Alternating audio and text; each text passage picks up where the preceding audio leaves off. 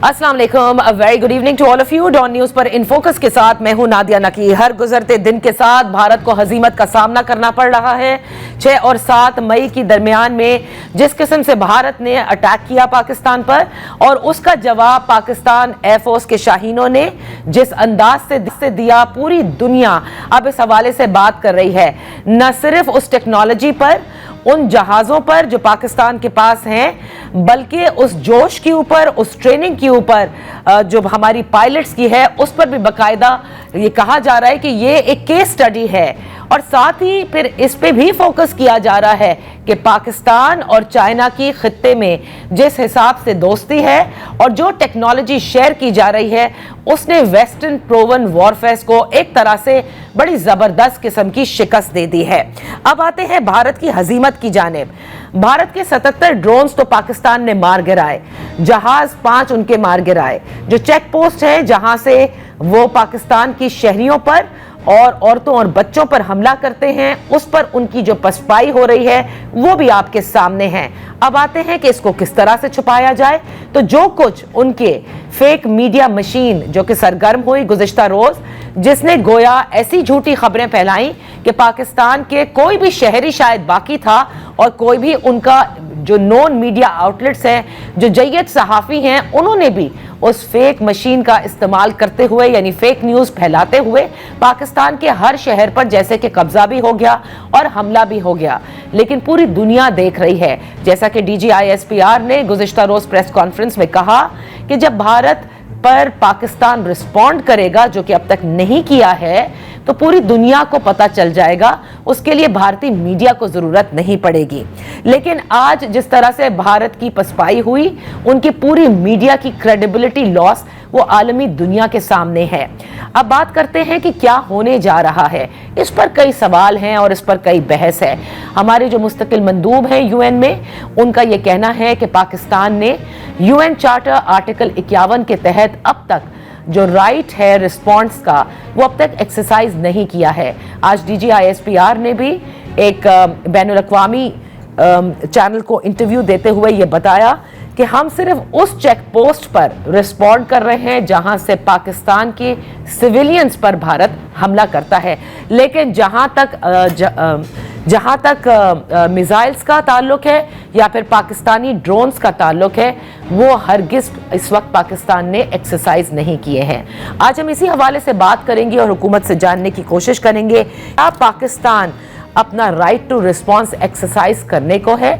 इस पर बात करने के लिए इन फोकस हैं बिलाल अजहर कियानी साहब, वजीर मुमलिकत बराए railways. Thank you so much for joining अस।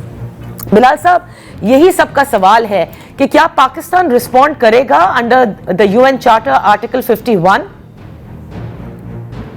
जी बिस्मिल्लाहिर्रहमानिर्रहीम। नादिया साहब बहुत शुक्रिया जी अपने शो में दावत देने का। देखिए नादिया साहब, आपने देखा कि किस तरह पहले तो 22 अप्रैल को जो नेशनल सिक्योरिटी कमेटी हुई, उसमें वाज़ेह तौर पे हमारी हुकूमत ने, हमारी रियासत ने बड़ा वाज़ेह पैगाम दिया कि अगर किसी भी किस्म का इस तरह का मिस एडवेंचरिज्म भारत की तरफ से हुआ, उसको बेबुनियाद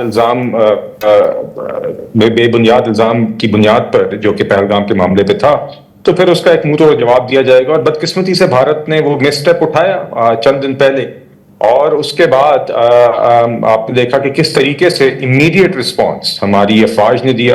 भारत ने बुज़दिलाना हमला किया, जिसके नतीजे में 31 जाने, उससे भी ज्यादा गालिबन हमारी शहादतें हुई। और इसके अलावा आपने देखा कि मसाजिद पर हमला हुआ, नीजलम जहलम हाइड्रो पावर स्टेशन पर हमला हुआ, और इस तरह का मुंह तोड़ जवाब उसी दिन दिया गया और 5 जहाज गिरे। मगर और उस दिन भी हमने अपनी राइट टू सेल्फ डिफेंस ही पे एक्ट किया था, और उसके अगले दिन जो नेशनल सिक्योरिटी का एलामिया था, वो सवाल से बड़ा क्लियर था कि उस रात जो हमने जवाब की कार्रवाई की, वो भी राइट अपनी सेल्फ डिफेंस की एक्सरसाइज की थी। और उसके अलावा जो आपने जिक्र किया अभी कि article 51 of the UN charter के मुताबिक we have the right to respond at a time, place and manner of our choosing. और इस हवाले से देखा आपने कि नेशनल सिक्योरिटी कमेटी ने वाज़ेह तौर पर अपनी तीनों अफवाज को उसकी कोरेस्पॉन्डिंग एक्शंस की हिदायत भी जारी कर दी थी। तो देखिए, वो तो हमारे पास एक राइट टू रिस्पॉन्ड है, मगर यकीनन हम चाहते हैं कि अमन में, खित्ते में अमन हो, मगर अमन का मतलब ये नहीं है कि हम अपनी मुल्क में भारतीय रियासत की इस तरह की बुज़दिलाना हमलों के नतीजे में शहादतें बर्दाश्त करें और अपनी सॉवरेनिटी पर अटैक बर्दाश्त करें। तो व्हेन यू से दैट कि हमारे पास जाहिर है कि हम अमन के ख्वाह हैं और इसमें कोई दो राय नहीं होनी चाहिए और हमेशा से पाकिस्तान अमन का ख्वाह रहा है, लेकिन क्या आप ये नहीं समझते कि अगर रिस्पॉन्ड नहीं किया तो ये जो आवाजें उठ रही हैं कि भारत एक तरह से ये नया नॉर्मल बनाना चाहता है कि वो जब चाहेगा जहां चाहेगा वो पाकिस्तान के ऊपर मिसाइल दाग देगा?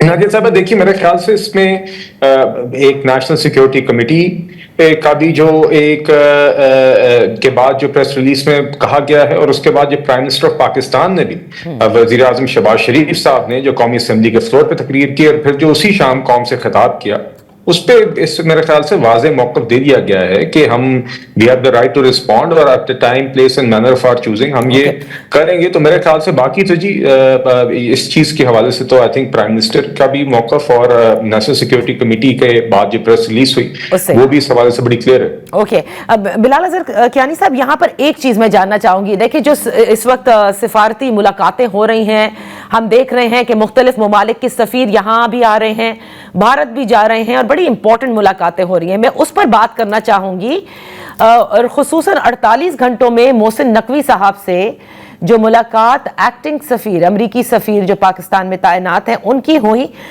क्या अमरीका हम पर प्रेशर डाल रहा है कि हम बिल्कुल रिस्पॉन्ड ना करें भारत को?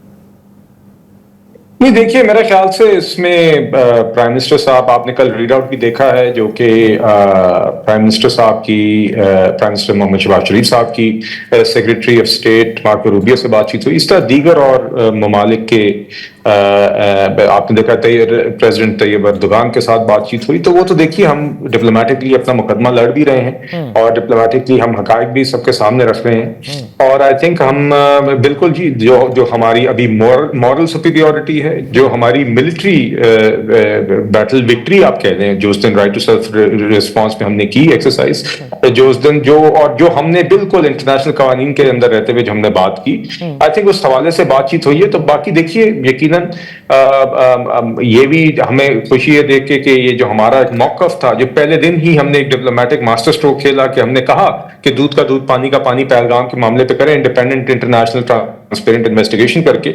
उसके भी देखिए चाइना ने भी सपोर्ट किया और देखिए भारत ने उसको नहीं एक्सरसाइज किया क्योंकि वो जानती थी इसमें वो पकड़ी जाएगी। तो मेरे ख्याल से जी हम तो ये बातें दुनिया के सामने रख रहे हैं। यकीनन दुनिया जानती है, दुनिया से दीगर लोग यही कह रहे हैं कि आप इसको डी एस्केलेशन का जिक्र तो हो रहा है, मगर देखिए एट द सेम टाइम हमने हमारी जो राइट टू सेल्फ डिफेंस है वो भी मौजूद है और यकीनन जो यही हकायक हैं वही इन डिप्लोमेटिक मुलाकातों में, राब्तों में, प्राइम मिनिस्टर के लेवल पे, डिप्टी प्राइम मिनिस्टर के लेवल पे, दीगर और लेवल्स पे यही बातें पेश की जा रही हैं जो अवाम के सामने पेश की जा रही हैं और जो हकायक हैं और जो सच है। ओके, बिलाल अज़हर कियानी साहब, मुझे एक छोटी सी ब्रेक लेने दें क्योंकि आज एक बहुत अहम मुलाकात भी है इस्लामाबाद में। हम देख रहे हैं कि सऊदी वजीर भी तशरीफ लाए हैं और उनकी पहले मुलाकात भारत में हुई है। कहा जा रहा है किसी किस्म का कोई प्रपोजल है। Let's take a break and discuss.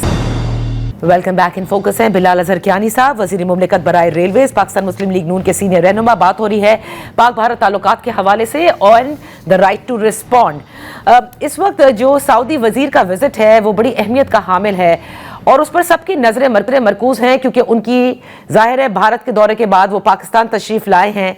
कहा यह जा रहा है कि वो किसी किस्म का कोई प्रपोजल लेकर आए हैं जिससे डी एस्केलेशन किया जा सके। मैं सिर्फ आपसे यह जानना चाहती हूं क्योंकि पहले भी हमने देखा है कि मिडिल पास के जरिए ही जो मामलात हैं उनको बेहतर करने के लिए, सिचुएशंस को डिफ्यूज करने के लिए आजकल मिडिल पावर्स ही सबसे ज्यादा अपना किरदार अदा करती हैं। तो ऐसा कोई प्रपोजल वो लेकर आए हैं इंडिया की जानिब से? नाजिया साहब देखिए, मैं अभी I can't speak to the contents of the meeting, मगर यकीनन जी आई थिंक खुशाइंद है। सऊदी अरेबिया तो वैसे भी जी हमारा एक दोस्त मुल्क है और आपने देखा है कि प्राइम मिनिस्टर साहब की बड़ी फ्रीक्वेंट मीटिंग्स रही हैं क्राउन प्रिंस मोहम्मद बिन सलमान से भी। तो देखिए इसी में ये कड़ी है और यकीनन सऊदी अरेबिया हमारे दोस्त मुल्क भी हैं और अगर गालिबन उनके डिप्टी फॉरेन मिनिस्टर जो आए हैं वो उनके साथ यकीनन इस मामले पे भी और दीगर और उम्र पे बातचीत होगी। तो देखिए हम तो बिल्कुल जी आपने देखा है, हम तो पहले ही कह चुके थे कि इंडिपेंडेंट इंटरनेशनल इन्वेस्टिगेशन होनी चाहिए और हम समझ सकते हैं कि दुनिया से अगर कोई कॉल्स आती हैं डी एस्केलेशन की, तो वो भी हम उसका यकीनन कोई भी नहीं चाहता कि खत्ते में इधर इस तरह हमले हों। But at the same time हमने पहले भी कहा था कि हमें अगर हम अमन चाहते हैं, मगर अगर आप हम पर हमला करेंगे तो उसका मुंह तोड़ जवाब तो दिया जाएगा। तो वो एक हमारे पास एक राइट टू सेल्फ डिफेंस है। I am sure prime minister साहब ने जो मौकफ उन्होंने आवाम के सामने रखा है, जो नेशनल सिक्योरिटी कमेटी का इजलास है उसमें जो बात हुई है, वही का हम सबके सामने रखेंगे। तो मैं इसलिए जी I can't speak to the contents of the meeting, but क्योंकि हमारे सऊदी अरेबिया के साथ क्योंकि हमारा एक ताल्लुक जो है जी वो एक बरादराना ताल्लुक है और हमारे अपने बायलैटरल मामलात भी हैं। तो आई एम श्योर ये सिचुएशन भी और बायलैटरल मामलात भी ज़रूर डिस्कशन आए होंगे जी। अच्छा बिलाल अजहर साहब, देखिए इंडिया की तो क्रेडिबिलिटी बिल्कुल जिसे कहते हैं ना अब मलिया मेट हो चुकी है। जो कुछ गुज़िश्ता रोज उनका इंडियन मीडिया पूरा कर रहा था, तो और जिस तरह की वो जाहिर है इंडियन मीडिया को मैं क्या कहूँ, जो उन्होंने पहलगाम अटैक के बाद जिस तरह से उनकी अपनी गवर्नमेंट ने फॉल्स और फैब्रिकेटेड एलिगेशंस लगाना शुरू कर दिए। लेकिन क्या आप हमें इतना बता सकते हैं कि जितनी सिफारतकारी इस वक्त हो रही है उसमें भारत चाहता है कि डी एस्केलेट किया जाए? देखिए इसके बारे में हमें तो कोई खास कुछ कह नहीं सकते। मुझे तो अभी तक फ्रैंकली जी नीयत नजर नहीं आई, क्योंकि अगर ऐसा होता तो वो कल ये ड्रोन के हमले ना हुए होते।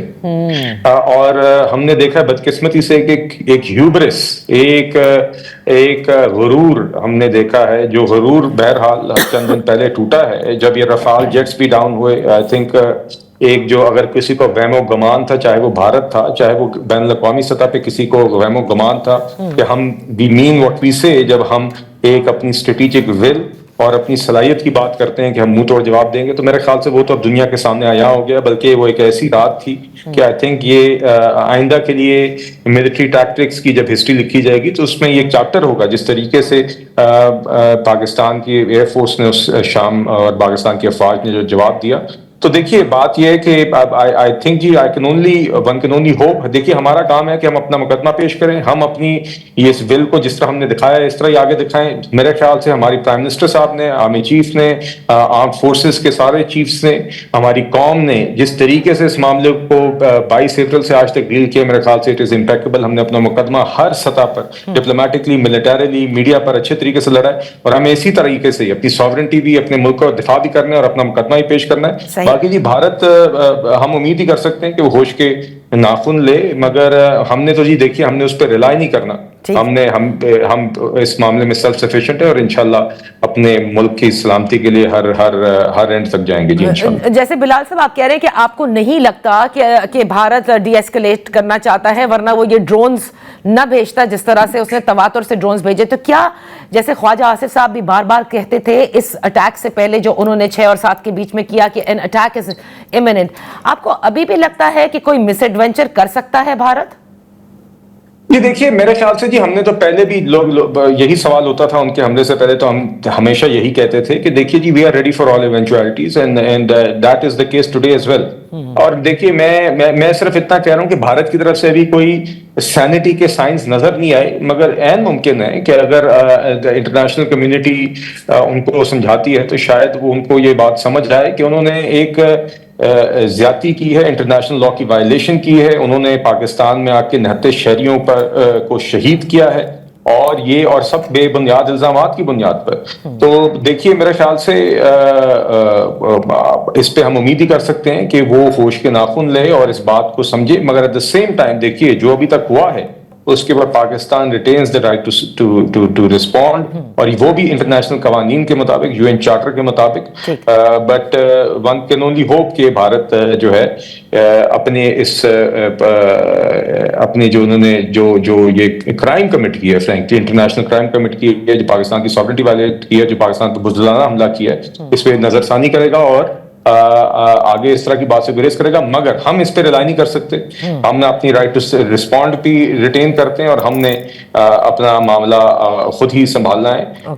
और अगर भारत आगे बेहतर रवैया रखेगा तो खित्ते के लिए बेहतर होगा, मगर हम उस पर रिलाई नहीं करेंगे। हम इस मामले में खुद मुख्तार भी हैं, सेल्फ रिलायंट भी, और जिस तरह पिछले दिनों में, पिछले 2 हफ्तों में पूरी कौम ने दिखाया है कि अपने आप को वो संभालना, अपना ख्याल रखना, अपनी सलामती का ख्याल रखना जानती है, इसी तरह आगे भी दिखाएंगे इंशाल्लाह। बिलाल साहब, lastly I would just like to ask you कि देखिए, क्योंकि सिफारतकारी भी हो रही है, रीजन की डिफरेंट पावर्स जो हैं वो भी बात कर रही हैं, और इसके साथ साथ वेस्टर्न पावर्स भी बात कर रहे हैं, दोनों अतराफ से डीएस्केलेट करने का कह रहे हैं।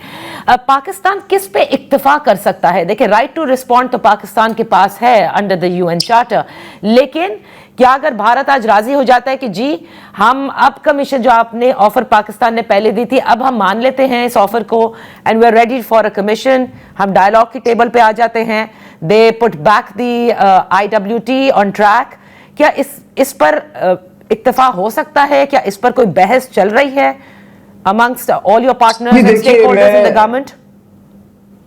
देखिए, मैं फिर से यही दोहराऊंगा कि जी पाकिस्तान के पास एक राइट टू रिस्पॉन्ड भी है, और उस पर हम वाज़ेह तौर पे कह चुके हैं कि वी विल रिस्पॉन्ड इट। आप एक अपने जो ऐसा वक्त, जो जगह और तरीक़ाकार जो हम तय करेंगे, और इसके हवाले से अफवाज को डायरेक्शन भी दे दी गई हैं। बाकी देखिए, बात जहाँ तक डी-एस्केलेशन की है, तो मेरे ख्याल से जी the ball is in India scope, क्योंकि इंडिया इज द एग्रेसर।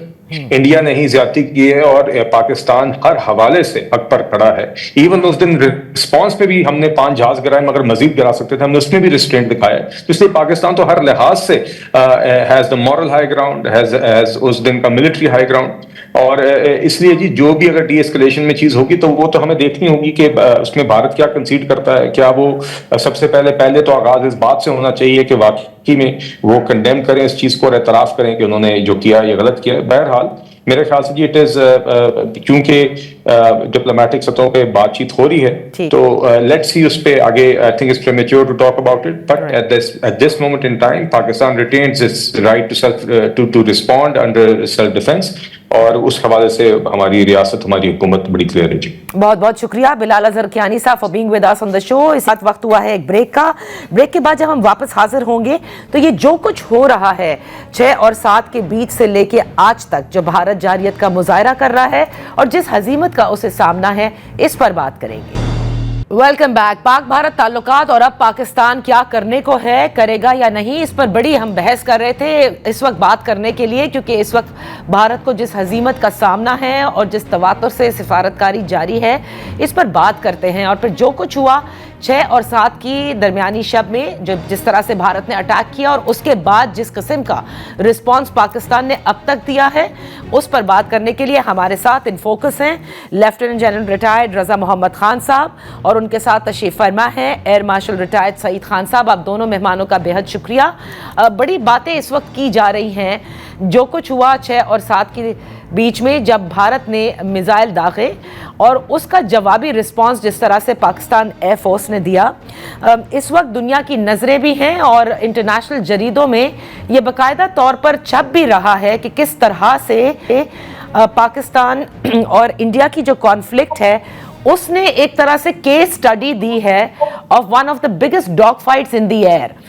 मैं air marshal retired Saeed Khan साहब आपसे आगाज करना चाहूंगी। आप भी ये समझते हैं कि तारीख में इस किस्म की डॉग फाइट नहीं हुई, और ये एक बड़ी अच्छी केस स्टडी है जो लोग फॉलो करते हैं, जो जानना चाहते हैं कि किस तरह से टेक्नोलॉजी को और बेहतरीन तरबियत याफ्ता पायलट्स, जब इनका मिलाप हो जाए, जो कि पाकिस्तान एयरफोर्स का था, उससे फिर क्या रिजल्ट सामने आ सकते हैं। बिस्मिल्लाहिर्रहमानिर्रहीम। नादिया, सबसे पहले तो आपका शुक्रिया कि आज के प्रोग्राम में आपने इनवाइट किया। आपने जिस चीज की तरफ निशानदेही की है, वो पाकिस्तान एयरफोर्स ने इस चीज को असेस कर लिया था तकरीबन 3-4 साल पहले कि 21st सेंचुरी में जो डॉग फाइट है वो is going to be different जो हम 20th सेंचुरी में करते थे। सही, क्योंकि अब ज्यादा पोटेंट जहाज आ गए हैं और ज्यादा पोटेंट मिसाइल आ गए हैं, और from close combat the fight is now going to a larger theatre of war. Right. So और BVR missiles they were ruling the world in aviation world in the last decade. सही। अब जो क्या कहते हैं, हम सब के लिए इस चीज को समझने की जरूरत है कि जो परफॉर्मेंस पाकिस्तान एयरफोर्स ने 3 दिन पहले दी है, वो it was not luck or the weapons they were flying. Okay. It was pure and pure sheer professionalism. वो प्रोफेशनलिज्म जो उन्होंने हासिल किया था अनथक ट्रेनिंग से, सही। और ये ट्रेनिंग जो है वो पिछले 2-3 साल से कर रहे थे। ठीक, अब हर एक जब भी कोई एक नया वेपन आता है तो उसके काउंटर टैक्टिक्स ऑटोमेटिकली आ जाती, राइट। और जब हम लोगों ने ये देखा 2019 में कि इंडिया जो है वो फुल बोर राफेल की तरफ जा रहा है, तो राफेल को एज अ थ्रेट और उसका जो मोस्ट पोटेंट मिसाइल था मीटियोर, उसके साथ पाकिस्तान एयरफोर्स ने ट्रेनिंग शुरू कर दी। सही। एक और बहुत बड़ी कैपेबिलिटी जो एयरफोर्स ने पाक फौज के साथ मिलके की वो ये था कि हमारे पास जितने सेंसर्स हैं जो हमारी डिस्पोजेबल है, for example satellites, for example airborne surveillance systems, ground based radars, वो रेडार्स जो क्या कहते हैं जहाजों के ऊपर लगे हुए हैं, और वो रेडार जो मिसाइल्स के अंदर लगे हुए। सही। ठीक है ना, इन सब को फ्यूज करके एक पिक्चर बनाई जाए, और वो पिक्चर जो है वो हर एक के पास अवेलेबल है, और हम एक दूसरे से वो मदद हासिल कर सकते। अच्छा, अब ये जो डॉग फाइट आपने बताई जिसका आप जिक्र कर रही हैं, ये जो है ना, इधर जो मैंने जो सुना है कि ये जो पहले मिसाइल फायर हुआ है वो something as 160 kilometre fire, okay, और वो फायर भी हुआ है इन द पैसिव मोड।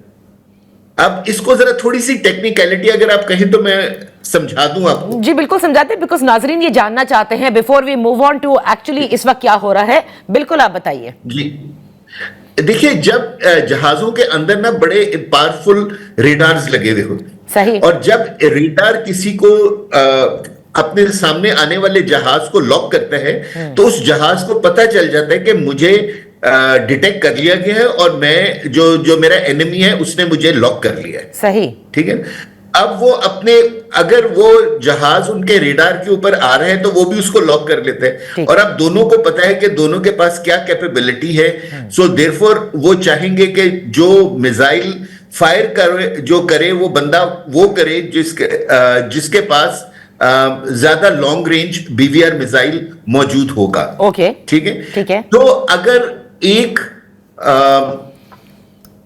क्या कहते हैं 200 किलोमीटर के ऊपर अगर एक राफेल और एक ये J-10 या JF-17 एक दूसरे के ऊपर मिसाइल फायर करें, तो जो पाकिस्तानियों ने जो मिसाइल फायर किया होगा वो तकरीबन 30 सेकंड्स पहले जाके राफेल के ऊपर इंपैक्ट करेगा। ओके, ठीक है। सो ये एक बहुत बड़ी एज हमें हासिल था कि जो PL-15 हमें चाइना ने दिया था, एक तो वो उसकी स्पीड ज्यादा थी मीटियोर से, मीटियोर मार्क 4 पे फ्लाई करते हैं, ये मार्क 5 पे फ्लाई करते हैं। अच्छा। और इसकी रेंज भी ज्यादा थी, वो 150 to 200 किलोमीटर तक फायर करते हैं, और ये 200 से 300 किलोमीटर तक फायर करते हैं। ओके, अब ये जो आपने बात जो टेक्निकलिटीज बताई और जिस डॉग फाइट का हम जिक्र कर रहे हैं, जिसके ऊपर अब बकायदा इस वक्त मैंने कहा ना कि बैनुल अक़वामी जरीदों के अंदर इस पे बकायदा लिखा जा रहा है, तो मैं जनरल साहब को भी यहाँ शरीक गुफ्तगू करना चाहूंगी। आपने चाइनीज टेक्नोलॉजी का जिक्र किया, JF-17 और 10 का जिक्र किया,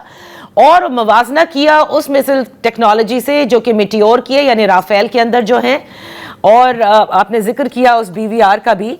तो जनरल साहब, अब इसका मतलब तो ये हुआ कि जो अब लिखा भी जा रहा है कि now this is a very good case study, जो कुछ हुआ भारत ने जिस तरह से अटैक किया और पाकिस्तान ने जो अपने डिफेंस के अंदर जो काउंटर अटैक किया, कि जो चाइनीज टेक्नोलॉजी है उसने एक तरह से वेस्टर्न प्रोवन वॉरफेयर को शिकस्त दी है। सो ये तो मेरे ख्याल से वेस्टर्न दुनिया के लिए बड़ा अलार्मिंग साइन होगा, एंड ऑल्सो एक अलार्मिंग साइन ये भी होगा कि पाकिस्तान के साथ जिस तरह से चीन खड़ा हुआ है, और जिस तरह से पाकिस्तान ने चीन से जितनी टेक्नोलॉजी हासिल की है वॉरफेयर की, उससे तो फिर काफी आसान खता होंगे। जी बिस्मिल्लाहिर्रहमानिर्रहीम। देखिए, सबसे पहले तो जो बिगर इश्यूज हैं उसके ऊपर मैं बात करना चाहूँगा। हमें भूलना नहीं चाहिए कि ओवरऑल उसमें इंडिया के ऑब्जेक्टिव्स क्या थे, और क्या वो अभी तक जो कुछ हुआ है जी। उसने कुछ अचीव किया या नहीं। ओके। सबसे बड़ा जो ऑब्जेक्टिव था वो पॉलिटिकल ऑब्जेक्टिव था कि वो बिहार में जो कि अक्टूबर में या नवंबर में इलेक्शन होने जा रहे हैं वहां पे जीतना चाह रहे थे, क्योंकि वहां पे उसकी बहुत कम पॉपुलैरिटी थी। राइट। उसके बाद जो है उनका एक लॉन्ग टर्म एम ये भी था कि नेहरू ने इंडिया को 17 साल उसके ऊपर हुकूमत की, और क्योंकि इंडियन कॉन्स्टिट्यूशन में कोई टर्म्स का वो नहीं है कि कितने टर्म जो है प्राइम मिनिस्टर वहां पे रह सकता है गवर्नमेंट में, तो ये ही is actually working for a third term, and some people say कि वो तो ही wants to become the king of India, फरमान रवा बनना चाहता है। अच्छा जी। उसके बाद ऑब्वियसली दूसरे जो रिलेटेड उसके ऑब्जेक्टिव थे कि पाकिस्तान के ऊपर, कश्मीरियों के ऊपर, इंडियन मुसलमानों के ऊपर हर चीज का ब्लेम लगाया जाए, इसलिए कि वो इंडिया का एक डिफॉल्ट मोड था और अभी भी है। एंड फाइनली वो एक कॉजेस बेलाय क्रिएट करना चाह रहा था अपने एक मैनिफेस्टो में, जो उन्होंने कहा था कि हम पाकिस्तान का पानी बंद करेंगे जी। तो ये सारी चीजें अभी तक जो उनको लॉसेस हुई हैं, देखिए आई वुड से कि पीएफ ने जितना कुछ अभी तक किया है, I think hats off to them, कि आई थिंक अभी तक कम से कम आई वुड से कि अगर आप देख ले कि 5 जेट एयरक्राफ्ट थे और 2 यूएवीज जो कि कॉम्बैट यूएवीज थे, उनको मिला के तकरीबन ओवर $1 बिलियन का एक तो वो लॉस हुआ है। उसके बाद अभी जो ग्राउंड फोर्सेस ने उनके 30-35 जो ड्रोन्स इजरायली वर्जन के जो गिराए हैं, that is about $2 million. Sir 77 गिरा दिए टोटल 77। जी। तो obviously then it is much more, $3 to $4 million बहुत उसका है।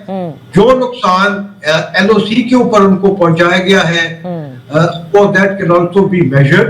तो आई एम श्योर कि अभी तक इंडियन लोगों को, इंडियन पॉपुलेशन को, पॉलिटिशियंस को, मीडिया को पता चला होगा कि क्या वो ये ऑब्जेक्टिव अचीव कर सकते हैं या नहीं। The answer is clearly no. देखिए अभी तक इंडिया ने जो कुछ भी किया है उसका even an iota of evidence भी ना हमें दिया है ना दुनिया को भी दिया है। और वो जो इंटरनेशनल कम्युनिटी और पाकिस्तान ने उनको ऑफर किया था कि आप एक न्यूट्रल इन्वेस्टिगेशन करवाएं, वो भी नहीं करवा रहे, इसलिए कि उस पर खुद इन्वॉल्व है। अच्छा, और तो अपनी इन्वेस्टिगेशन वो कैसे करेंगे?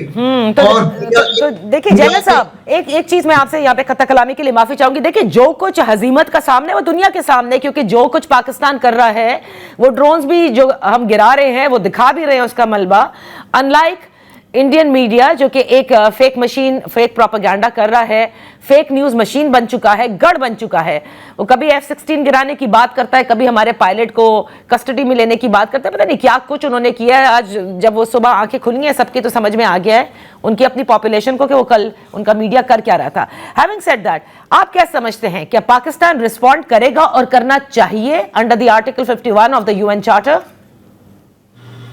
जी हाँ, पहले तो मैं थोड़ा सा जो कुछ आपने कहा उसके ऊपर कमेंट करूं कि देखें, वो World War II में गोएबल्स था ना, वो हिटलर का वो प्रोपेगेंडा मिनिस्टर था, और उसकी टेक्निक ये थी कि झूठ को बार बार दोहराया जाए, इतना दोहराया जाए कि वो सच लगने लगे। तो इन लोगों ने तो गोएबल्स को भी मेरे ख्याल में पीछे छोड़ दिया है, और अपने लोगों का, अपनी ऑपोजिशन का मीडिया के ऊपर जो है वो इतना कंट्रोल अभी उनका आ गया अनफॉर्चुनेटली कि वो हर झूठ को समझने लगते हैं, which is very very sad. अच्छा, article 51 of the UN charter को जिसने पाकिस्तान को इन्वोक किया है, और द फर्स्ट फेज जो कि डिफेंसिव फेज था अभी तक, वो हमने इंडिया ने, सारी दुनिया ने, पाकिस्तान ने भी देखा कि किस तरह उन्होंने आके हमारे ऊपर एग्रेशन की, और उस एग्रेशन के जवाब में पहले हम एक डिफेंसिव मोड में थे और उस एग्रेशन को हमने डिफीट किया, उसको हमने रोक दिया, और बड़ी अच्छी तरह से रोका है। और इसमें मेरे ख्याल में एक एग्जेम्पलरी किस्म की उसमें कॉपरेशन थी तमाम सर्विसेज की, particularly Pakistan air force and Pakistan army. Okay. अब जब हमारा जो काउंटर रिस्पॉन्स जाएगा या फेज 2 जाएगा, तो ऑब्वियसली जो आर्टिकल 51 है, this gives us the right of self defence against acts of aggression by India. And even वो जो इंडिया ने पिछले तकरीबन कई सालों से जो वो बलोचिस्तान में, केपी में, सिंध में जो अपने प्रॉक्सी से, जिसमें बीएलए और टीटीपी और आईसिस ये शामिल है, उनको भी शामिल मैं करूंगा, तो we have a right to respond. और ये है कि ये जो रिस्पॉन्स है ये सब टेक्निकल से लेके और टेक्निकल, ऑपरेशनल और स्ट्रेटेजिक लेवल तक जा सकता है, depending on our strategic options, जो कि वेल रिहर्स्ड है और बड़े मैच्योर रिस्पॉन्सेज हैं, and at the same time ये बड़े रिस्पॉन्सिबल होंगे। तो they are, I think the whole world is waiting for that, and eventually they are going to happen, and I think whatever we are going to do, वो हमारा एक हक बनता है। हक भी बनता है। और कल जैसे DGISPR ने जो प्रेस कॉन्फ्रेंस की थी अलोंगसाइड फॉरेन मिनिस्टर इसहाक डार साहब, उन्होंने साफ अल्फाज में कहा था कि देखें, जब पाकिस्तान रिस्पॉन्ड करेगा तो इंडियन मीडिया को बताने की जरूरत नहीं पड़ेगी, the world will see for itself. अब आते हैं आपकी तरफ सईद साहब, आप क्या समझते हैं? देखिए, हक तो बनता है जाहिर है under the UN charter article 51, लेकिन आप समझते हैं कि जितनी हजीमत, जैसे अभी इन टर्म्स ऑफ डॉलर्स भी बता रहे थे जनरल साहब, उठा ली है, वो काफी है इंडिया के लिए एज अ सेल्फ डिफेंस जो हमने रिस्पांस दिया है? या आप समझते हैं एक calculated and A wholesome response is in the ऑफिंग and should come? अगर आप मुझे इजाजत दें तो व्हाइल एग्रीइंग टू एवरीथिंग जो जनरल साहब ने कही है, मैं एक चीज की तरफ निशानदेही करना चाहूंगा। जरूर कीजिए। वो ये है कि जो हमने पिछले 3 दिनों में देखा है, वो एसेंडेंसी ऑफ इक्विपमेंट नहीं है। ओके। वो है ascendancy of human resource, ascendancy of professionalism. ठीक है, अगर आप जहाजों के सेंस में देखें या आप ड्रोन्स के सेंस में देखें, ये वो वाले टेक्नोलॉजीज हैं जो पूरी दुनिया में सक्सेसफुल थी, लेकिन 3 दिन पहले फ्रांस को शर्मिंदा होना पड़ा और पिछले 1.5 दिन से इजराइल शर्मिंदा होता फिर रहा है कि जी के वो ड्रोन जिसको उन्होंने पूरी दुनिया में एज नंबर 1 ड्रोन बनाया हुआ था और उसने अजरबैजान और सीरिया में बहुत अच्छी परफॉर्मेंस दी, वो पाकिस्तान में आके फेल हो गए। राफेल जो क्या कहते हैं दुनिया का नंबर 1 जहाज आजकल समझा जाता है, और उसकी जो EW स्वीट्स वगैरह है वो they are probably one of the best, लेकिन वो पाकिस्तान में आके जीरो हो जाते हैं। सही। तो ये क्या वो what is happening in Pakistan? हाँ, सो अगर आप इसको क्रिटिकली देखें तो it is the way Pakistani defence forces have reacted to this technologies. सही। सईद साहब, यहां पर वक्त हुआ है एक ब्रेक का। ब्रेक के बाद हम अपनी गुफ्तगू जारी रखेंगे। Welcome back. इन फोकस है lieutenant general retired Raza Mohammad Khan साहब और उनके साथ तशरीफ फरमा है air marshal retired Saeed Khan साहब। ना सईद साहब, ये मुझे बताएं कि जो ड्रोन 77 के करीब भेजे भारत ने, जिनको हमने मार गिराया, मलबा भी बार बार हम आपको दिखाते हैं जहां जहां गिरते हैं, ये मुझे बताएं इसका मकसद क्या था पाकिस्तान में भेजने का? आपको क्या ऑब्जेक्टिव लगता है? देखिए, ये जो 77 आप फिगर दे रही है ना, ये डिफरेंट टाइप्स ऑफ ड्रोन्स हैं। ठीक है। ये इनमें वो ड्रोन्स भी शामिल हैं जो छोटे छोटे होते हैं, जो लाइन ऑफ कंट्रोल के ऊपर या थोड़ा सा डीप आते हैं और वो आपके बंकर्स को, आपकी ट्रूप डिप्लॉयमेंट को और इस तरह की चीजों को देखते हैं, और वो पिक्चर जो है वो पीछे हेडक्वार्टर में देखी जा रही होती है और वो उसके ऊपर अपने टेक्निकल डिसीजंस लेते हैं। ठीक है। और हमारे माशाल्लाह अफवाज ने जो बॉर्डर के ऊपर तैनात हैं, वो अपनी गन्स और अपने एंटी मिसाइल सिस्टम्स के साथ उनको डाउन करती हैं। ठीक है। लेकिन जो इंपॉर्टेंट ड्रोन का इंडिया ने लॉन्च किया था, वो किया था इजराइल का हेरॉक। राइट। ठीक है ना, जो हमने कल 29 गिराए थे और आज मेरा ख्याल हमने 6 और 7 और गिरा दिए। ठीक है, ये एक इसको कहते हैं लॉइटरिंग मुनिशन, Okay. और ये एक यूएवी और मिसाइल की कॉम्बिनेशन होती। अच्छा, ठीक है ना। ये इसकी रेंज तकरीबन 1000 किलोमीटर है और उसके अंदर एक छोटा सा वॉरहेड भी 25 से 30 केजी का वॉरहेड भी लगाया जा सकता है। लेकिन प्राइमरीली ये जो ड्रोन्स इस्तेमाल होते हैं ये होते हैं आईएसआर के लिए, इंटेलिजेंस, सर्वेलेंस एंड रिकॉनेसेंस के लिए। ओके। ये जब आपने एक बड़ा अटैक करना होता है किसी मुल्क के ऊपर, तो आपके लिए बहुत जरूरी होता है कि आपको पता हो कि उस मुल्क ने अपने सेंसर्स को किस जगह के ऊपर लगाए हुए, वो सेंसर्स जो उनके अटैकिंग फोर्स को डिटेक्ट कर सकते हैं। ठीक है ना। और इससे पहले कि वो फोर्स उस मुल्क में दाखिल हो, आप चाहते हैं कि आप उन सेंसर्स को ग्राउंड कर दें या उनको डिस्ट्रॉय कर दें, ताकि एक कॉरिडोर बन जाए और उस कॉरिडोर के बीच में से स्ट्राइक पैकेज चला जाए, अपना यानी कि टारगेट अचीव करके वो उसी कॉरिडोर से वापस आ जाए, तो आपकी एट्रिशन मिनिमल होगी। ओके, ऑलराइट, ठीक है। तो ये जो ड्रोन्स आए थे, ये बेसिकली हमारी इलेक्ट्रॉनिक ऑर्डर ऑफ बैटल को टेस्ट करने आए थे। ये हमारी जो एयर डिफेंस फोर्सेस हैं, बोथ आर्मी एंड एयरफोर्स, उन्होंने कल रात या आप कहेंगे कल सुबह, यस्टरडे, कल सुबह जो है 3:30 बजे उन्होंने लाहौर पर एक ड्रोन गिराया। जब ये हेरोप ड्रोन उन्होंने उधर गिराया तो जो वहां हमारे हाई मैट्स और लो मैट्स लगे हुए थे, उनके सेंसर्स ऑन हो गए, वार्निंग सेंसर्स, इंडिकेटिंग के जी के इस यानी कि इस ड्रोन ने हमें लॉक किया है। तो वो लोग इमीडिएटली समझ गए कि ये हाईटेक ड्रोन है जो हमारी इलेक्ट्रॉनिक ऑर्डर ऑफ बैटल के लिए आए हुए। तो उन्होंने इमीडिएटली अपने सेंसर्स को बंद कर दिया और वो उन्होंने दे लेट द ड्रोन कम इन, और जब वो गन्स और AK गन्स और राइफल की रेंज में आ गया तो उसको गिरा दिए गए। अच्छा, यानी तो इसका मतलब तो ये हुआ ना कि जिस मकसद के लिए वो भेज रहे थे वो मकसद उनका हासिल नहीं हो सका, और हमने अपने सिस्टम्स को ऐसे ऑफ करके और इसको बिल्कुल जिसे कहते हैं स्मॉल एम्युनिशन से उसको अब हम नीचे और हमने उनको जो आधे जहाज हमने हार्ड किल के जरिए गिराए, यानी कि थ्रू वेपन्स, और आधे ड्रोन्स जो हैं वो हमने गिराए सॉफ्ट किल के थ्रू। सॉफ्ट किल का प्रोसीजर ये होता है कि इस पूरे सिस्टम के अंदर एक मैन इन द लूप होता है, जो बंदा जो इस ड्रोन को कंट्रोल कर रहा होता है पीछे एक कमांड सेंटर से। तो यानी कि ड्रोन के बीच में और उस बंदे के बीच में जो कनेक्शन होता है उसको डेटा लिंक कहते हैं। अगर आप इस डेटा लिंक को डिस्कनेक्ट कर दें तो दोनों अंधे हो जाते हैं। ठीक है ना। तो हमने अपनी ECM फीचर्स को इस्तेमाल करते हुए या आपके अपनी जैमिंग कैपेबिलिटी को इस्तेमाल करते हुए हमने इस डेटा लिंक को ब्रेक कर दिया। तो आधे से ज्यादा ड्रोन्स जो थे वो लॉइटर करते रहे जब तक उनके अंदर पेट्रोल था, और उसके बाद वो सेल्फ डिस्ट्रक्ट मोड में चले गए और उन्होंने अपने आप को खुद तबाह कर दिया। ओके, अब ये प्रोग्राम हाँ ठीक है, अब ये जो प्रोग्राम का आखिरी हिस्सा है, मैं अब दोनों हजरात से जानना चाहूंगी कि आप दोनों क्या देख रहे हैं। जाहिर है देखिए, आपने मिलिट्री में सर्व किया है जनरल साहब, आपने एज एयर मार्शल सर्व किया, PF। मुझे ये बताइए, क्योंकि भारत की भी आप कैपेबिलिटीज जानते हैं और उनके यहाँ जो दिफाई बजट है हमसे कई गुना ज़्यादा, उनकी जो मैं कहूँगी जो नंबर ऑफ वॉरफेयर एम्यूनेशंस कह लीजिए और दीगर चीज़ें जो होती हैं किसी भी जंग के लिए, वो हमसे कई ज़्यादा, उनकी फोर्स हमसे कई ज़्यादा।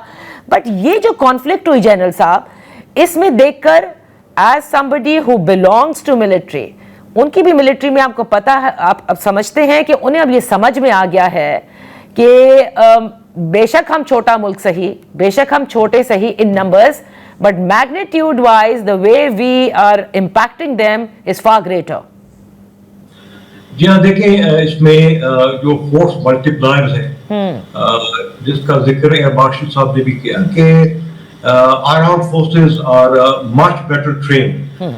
उसके बाद ये है कि जो मोटिवेशन है, बिकॉज हमारा कॉज जो है वो करेक्ट कॉज है, बिकॉज हम तो सेल्फ डिफेंस कर रहे हैं ना, वो तो एक एग्रेशन कर रहा है। तो हमारी मोटिवेशन ऑफ फोर्सेस की बेहतर है। साथ साथ देखिए, आपने उनकी बजट की बात की, 90 बिलियन और सो उनका टोटल बजट है, जिसमें कम से कम वो $75 बिलियन जो है ईयरली वो कश्मीर को रिटेन करने के लिए इस्तेमाल कर रहे हैं। और कश्मीरी तो उनके साथ रहना ही नहीं चाहते। अगर आप जब से ये 1948 से अगर आप कैलकुलेट करें तो इसके ऊपर इंडिया ने कई $1 ट्रिलियन अभी तक खर्च किए हैं, और एक जर्मन चांसलर ने कोई तकरीबन 5 साल पहले कहा था कि ये टोटली अनटेनेबल है, ये जितना इनका एक्सपेंडिचर है और यूजलेस भी है, बिकॉज उन्होंने देखे 2019 में सारी दुनिया को बावर करवाया कि जब कश्मीर को वो तोड़ेंगे तो सारा everything will be hunky dory. Nothing has happened, they have gone back to what it was in the past. तो वो उनका जो डिफेंस बजट है उसका वेस्टेज है. साथ साथ ये मैं आपको बताऊं, देखें कि विल टू फाइट जो है वो इसके ऊपर बहुत कुछ मैटर करता है. और ये भी आपको मैं बताऊं कि additional it's as they say it is the man behind the gun that matters. उससे सबक सीखना चाहिए. और साथ साथ एक और चीज है, देखें जो हमारे कंसर्न्स है जी, आपको पता है कि ये जो हरूफ माक-2 UAV है, इसके इंजन जो है वो यूके में बने हुए हैं और उन्होंने इजराइल को भेज दिए, इजराइल ने इंडिया को भेज दिए. तो ये उनको समझना चाहिए कि कैसे ये इनके बने हुए इंजन कहाँ इस्तेमाल हो रहे हैं. Probably they were intended for some place else. इसी तरह अब जो 2023 में the United States of America has signed a contract of $4 billion कि प्रीडेटर जो है ना आर्म ड्रोन वो इंडिया को देना चाहता है. अच्छा. वो द टाइम के उन्होंने उसको जो है टेम्परेरीली हेल्ड इन अबेंस किया था, बिकॉज वो इंडिया ने यूएस सॉइल्स के ऊपर टेररिज्म करने की कोशिश की थी. लेकिन आजकल फिर उसको रिवाइव किया जा रहा है. तो ये हमारे लिए एक बहुत बड़ा कंसर्न है. और हमें पता है कि इंडिया, यूनाइटेड स्टेट्स, हमें पता है वो ड्रोन उसको किस लिए दे रहा है. सही. लेकिन वो इस्तेमाल उसका हमारे अगेंस्ट होगा और उसके जो यहाँ पे खित्ते में जो बैलेंस ऑफ पावर है वो सीरियसली डिस्टर्ब होगा. अच्छा. And I think the United states must have seen this, all this happening, and I hope they do not give them these things. और अगर देता भी है तो there should be a clause कि they will not be used against Pakistan, because वो सारा कुछ जो है escalation जब होगी तो it is going to endanger the entire world. सही. अच्छा, एक लास्ट चीज मैं कहना चाहूंगा कि उसका एक मेन ऑब्जेक्टिव था इंडस वाटर ट्रीटी को होल्डिंग इन अबेंस. राइट. अब हुआ है कि अगर 1960 वाली ट्रीटी जो है हेल्ड इन अबेंस हो जाती है तो जो ईस्टर्न रिवर्स के ऊपर या वेस्टर्न रिवर्स के ऊपर इंडिया ने 9 या 10 जो डैम्स बनाए हैं या जो वाटर स्टोरेज कैपेसिटी बनाए हैं वो सारे के सारे अभी डिस्प्यूटेड हो गए हैं, वो इलीगल हो गए हैं. सही. और Pakistan is right now to say कि जो हमने 1916 में ईस्टर्न रिवर्स को उनको इजाजत दी थी. अच्छा. कि वो इस्तेमाल कर सकते हैं स्पेसिफिक पर्पसेस के लिए. Now we can actually withdraw from that as well. तो दे नीड टू अंडरस्टैंड कि इसके इंप्लीकेशंस क्या है. अच्छा, अब देखिए एक चीज मैं, क्योंकि फिर प्रोग्राम का वक्त खत्म हो रहा है, जनरल साहब आप मुझे बताइए, जब कभी भी कॉन्फ्लिक्ट होती है या पहले भी जब जंगें बकायदा लड़ी गई, हमेशा हम देखते हैं कि डिफरेंट पावर्स बीच में आती हैं जो फिर प्रेशर भी डालती हैं. और हम देख रहे हैं कि सिफारतकार आ रहे हैं, उधर भी जा रहे हैं, इधर भी आ रहे हैं. तो आपको क्या लगता है पाकिस्तान पे इस वक्त प्रेशर आएगा कि वो under article 51 of the UN charter respond ना करे? क्या यही भारत चाहता है? भारत तो यही चाहता है. और अनफॉर्चुनेटली अभी जो यूएस वाइस प्रेसिडेंट जेडी वांस साहब ने आज एक स्टेटमेंट दी है कि what is happening between India and Pakistan is none of their concerns. I think America तो देखे ना, वो एक यूएन सिक्योरिटी काउंसिल का परमानेंट मेंबर है, उनका कंसर्न तो बनता है. और पहला कंसर्न ये बनता है कि अगर जिसने एग्रेशन की है उसको कम से कम कहना चाहिए उनको कि भाई एग्रेशन हुई है और यूएन चार्टर की वायलेशन हुई है और उसके तहत हमारा हक बनता है कि हम जवाब दें. हालांकि देखिए प्रेसिडेंट ट्रंप ने तो दूसरी बात कही थी. उन्होंने कहा था कि इट्स अ शेम कि इंडिया ने ये एग्रेशन की है and he had actually offered his good offices for mediation. तो आई थिंक इधर ये भी जो व्हाइट हाउस में अगर थोड़ी बहुत ये थोड़ी सी कंफ्यूजन है, स्टेट डिपार्टमेंट को उसको भी क्लियर करना चाहिए.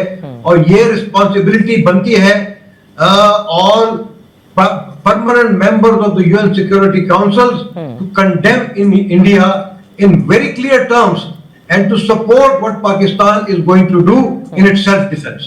तो नहीं, आप मुझे ये बताइए कि आपको लगता है, क्योंकि देखिए प्रेशर तो होगा, हम देख रहे हैं मिडिल पावर्स भी आ रही हैं, मुलाकातें कर रही हैं, कहा भी ये जा रहा है कि शायद वो कोई प्रपोजल लेकर आ रही हो या वो कोशिश कर रही हैं कि एस्केलेट ना करे सिचुएशन। जाहिर है वो रीजन के लिए भी अच्छा नहीं है, और पाकिस्तान ने तो जाहिर है इन्फ्लिक्ट भी नहीं की ये वॉर, ये अग्रेशन इन्फ्लिक्ट किया है इंडिया ने। आप समझते हैं कि Pakistan will succumb to international pressure and will not respond, और हम इत्तेफाक कर लेंगे कि जो सेल्फ डिफेंस में हमने रिस्पॉन्ड किया जिससे भारी नुकसान हुआ वो काफी है फिलहाल के लिए? जी, इट इज नॉट कि what the government of Pakistan decides. I think आपने ये देखना है कि पाकिस्तान के अवाम क्या चाहते हैं, पहली बात। दूसरी बात इसमें बहुत जरूरी ये है कि अगर हम अपना जो ऑप्शन है वो हम एक्सरसाइज नहीं करते तो उसका क्विड प्रो क्वो क्या होगा? Will India agree, to take back, some of their decisions? Will it agree to hold a plebiscite in Kashmir? तो ये सारी चीजें हैं, ये फॉरेन ऑफिस की वर्क आउट करने की है कि if Pakistan forgoes its option, then there should be, a quid pro quo, which is equal to what Pakistan is going to leave apart. बहुत बहुत शुक्रिया lieutenant general retired Raza Mohammad Khan साहब for being with us. इसी के साथ programme का वक्त खत्म होता है। देखते हैं कि आने वाले घंटों और दिनों में क्या फैसला किया जाता है। अलबत्ता सिफारतकारी से यह जाहिर है कि सब पाकिस्तान से भी मुलाकात कर रहे हैं और सबका फोकस यही है कि किसी ना किसी तरह से डी एस्केलेट हो जाए और पाकिस्तान शायद अपना राइट टू रिस्पॉन्ड वो ना एक्सरसाइज करे।